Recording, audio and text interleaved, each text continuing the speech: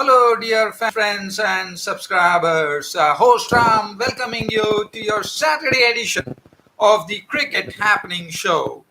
Well, dear fans, friends, and subscribers, as in the week we have a lot of things which happened.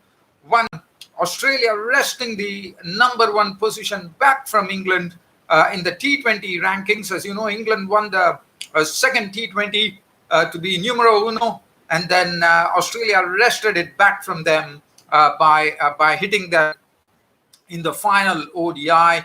It was a sort of a victory where the Aussies were only able to salvage something, but not only did they salvage, but they actually wrested the number one spot back from the Englishmen, and now are perched at the top of the ICC T20 rankings. So that's Australia. Had the Caribbean and Mitchell Marsh coming out into the open and playing a very good hand in ensuring that the Aussies would win the final T20. If at all I have time, we'll look at it. The other thing that happened in this particular week is that the Caribbean Premier League undisputed champions, as the Caribbean Premier League's team, Trinbago Knight Riders, by whatever the margin. But what was important is that, as I said, the Trinbago changes himself played a big part. Disputed champions, national cricket. He came from South Africa. His name, Jonty Rhodes. He's the coach of the fielding coach of Mumbai Indians as well, as we all know, the IPL. So Jonty Rhodes is going to be the head coach of the Swedish cricket team, the Sweden cricket team, which has been doing very well. I'm told that they have done exceedingly well, and the Swedish cricket board is willing to pump in the money at the junior and the school level. Now it is the second most followed sport in Sweden, and Jonty Rhodes will be the head coach of the Swedish cricket team. And I'm very happy to see a lot of cricket teams coming in. Also, another thing that I can share with you as far as news is concerned is that United States bowler Ali Khan. Ali Khan, as you know, is the pace bowler. He has been in demand in T20 leagues around the world. He plays in the Caribbean Premier League. He's from the United States of America. He plays for the Caribbean. He played for the Caribbean Premier League. He also plays, and he was also playing in the Pakistan Super League as well. He played in the Canada T20 Global League as well. And he has been, Ali Khan is someone who would, once he comes and plays in the IPL, he will be the first person in IPL history who would have a United States cricketer playing in the Indian Premier League. Oh, sad. I think that would be, and he bowls at 140 clicks. He has a fantastic Yorker. And he bowls very well. I've seen him. He bowls in the death well. I saw him in the T20 Global League in Canada, where he did a good job in getting the Yorker out, and he was absolutely brilliant. So I'm very happy for Ali Khan playing in the IPL. Now, Australia took it in the first ODI, played at Manchester in Old Trafford, where the Aussies absolutely were in the dumps at one stage. They were absolutely struggling. 123 for 5, and it looked like everything was lost for Australia. It was the 24th over, and everything looked lost for the big sort of question mark as far as the Aussie cricketing experts were concerned. But that was all really put into the shade by a wonderful partnership from it was Mitchell Marsh who came into the team. Mitchell Marsh along with Glenn Maxwell, which enabled the Aussies to really recover in a big manner and post 294 for 9, which eventually became a match-winning total as Australia took a violent lead in the ODI series. That was Australia. Australia were absolutely struggling. Everyone, Archer and Wood, were absolutely on fire. Wood especially was really getting the pace up a notch. Everyone got Finch, Stoinis. Stoinis made 40, Labuschagne 73 of 100 balls with 6 fours. And then Glenn Maxwell, what a knock. I mean, he in a big manner. The bowling figures, well, Joe Archer 357, especially every bowler gave more than 50 runs. So there is none to really pick out here. Vokes at 3 for 54, Mark Wood Moeen Ali none for 59, and Rashid 2 for 55. Now England were chasing. England were chasing 290, followed with two quick wickets. The first as the Aussies, as they were 57 for 4. Barristow was partnered by Sam Billings, and then came the real partnership. From 57 for 4, there was a partnership, which was 113 runs partnership, which took the score to 170 in the 36th over, and it looked like the England were really building themselves towards going on for a victory. Jonathan Barristow's contribution, he was out for 84 of 107 balls, 4 fours and 4 sixes in that. He had to be a bit sedate at times, which is contrary to his natural instinct. Was that Sam Billings was the only recognized batsman left. Yes, Moeen Ali was there, but I can tell you that Sam Billings got his maiden one-day international century. He was there till the end. He fought till the end. He was there till the 50th over, with finally the equation really going very, very high. And in the final over, Billings actually went on and on and on, and he frustrated the Aussies. But the problem for Billings was that at the other end, there was no support. Moeen Ali left for 6. Vokes was out for 10. Really go after the ball. And it was really good to see that Sam Billings finally has broken through in international cricket. As he, for him to get into the team has been a bit of a real tough thing. So here he was keeping his place, and he played a very, very important knock. I would say take a bold one-day international century, which gave him ounces of confidence. 14 fours and 2 sixes. He was playing a better attack, the Aussie attack, which is a much better attack. And this particular team had a lot of players who had played in the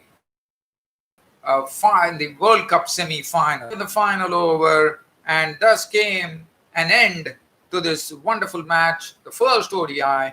Australia won by 19 runs to take the honours and be one up in the ODI series. Australia winning the match, but Hazel would absolutely pick. At one stage, he was 5 runs and 2 wickets, or 3 wickets probably. But then finally his figures were 10 overs, 3 maidens, 3 for 26. Cummins, very unusually one could say, every England batsman went hell for leather against Cummins. And Cummins one sees Patrick Cummins getting such cavalier treatment. 1 for 74 for Patrick Cummins. Zampa was the pick of the bowlers, 10 overs, no maiden, 4 for 55. Mitchell Marsh did his bet, 5 overs, 1 for 29. Maxwell, 3 overs, none for 19. Stoinis, 2 overs, none for 15. Man of the match was Josh Hazlewood for his wonderful bowling. Australia lead the 3-match series 1-0, and that is as far as the first ODI was concerned.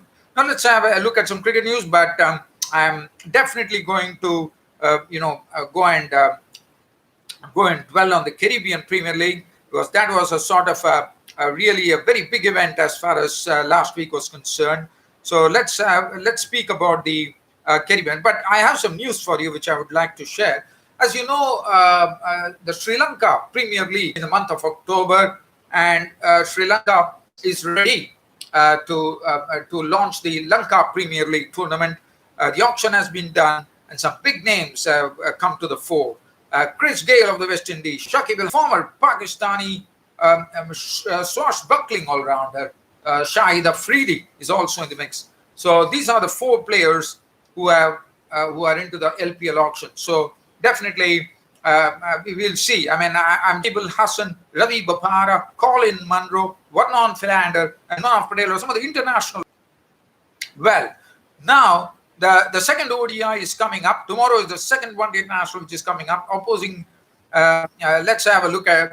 I'm not a preview, but a sort of a sneak peek, one could say. So let's see what changes would be contemplated by both the sides.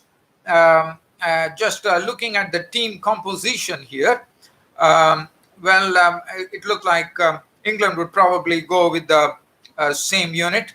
Aussies, I'm not expecting much of a change in the Aussie lineup as well, but one has to wait and watch as to what really comes up. Probably for the Aussies, for England would be back. Rhode has to kick on. So these are something, and also the English all-rounders have to really see to it that they could give support. The other day, they could not give any support to Sam Billings, which led to only Sam Billings playing a lone hand in that particular loss that England had. I'm not going to, waste much time on talk about the Caribbean Premier League, because that was a marquee event that happened. Premier League, it has all this razzmatazz. So I'm just wanting to talk about a bit on the, coming in from Sri Lanka. When you remember, there was a seamer by the name, it was a former batsman by the name Tony Upata, sorry, former seamer, Tony Upata. He was pretty quick. He was the one who actually led the Sri Lanka's Ribble tour to South Africa, when all the players like Bandula Varnapura, Siddharth Vetimuni, a lot of players were banned for touring South Africa, as we called it, the Ribble Tour. It was the year 1982. He was also the captain of the team, and he was banned. But the unfortunate news is that Tony Upata has power. Let's look at TKR. The Lucian final of the Caribbean Premier League 2020.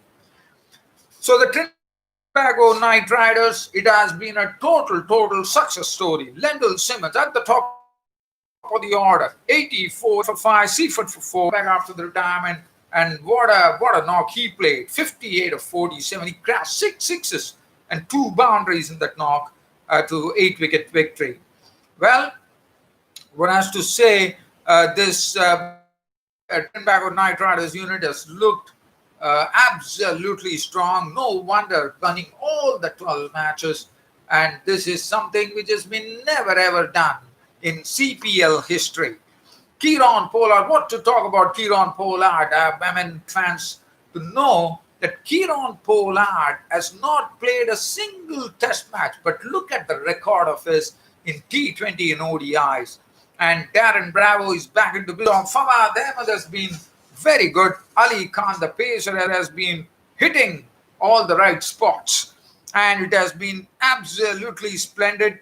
The Brian Lara Stadium, Taruba, and what a captaincy! I mean, the way, but he made sure happening show of mine today. To all your other to live up to the billing of a daily cricket show. Basically, I can only do, but at least I'm happy that I'm able to share a lot of snippets that happened in this particular week, which when posting any advertisement. But if you want to post any advertisements on my website, cricket-status.com, my email address is there. You can send in an email to me, and I can look into it, and we can definitely negotiate the rates as well. So if anyone is interested in posting any advertisements on my cricket website, please. Well, dear fans, friends, subscribers, that brings an end to this cricket show of mine today. Hope you all love it, and stay safe, everybody. And see you all tomorrow on Sunday, when it will be the second one-day international between Australia and England, which would be covered in greater detail. Until then, it's goodbye from Ram Studios. Thank you.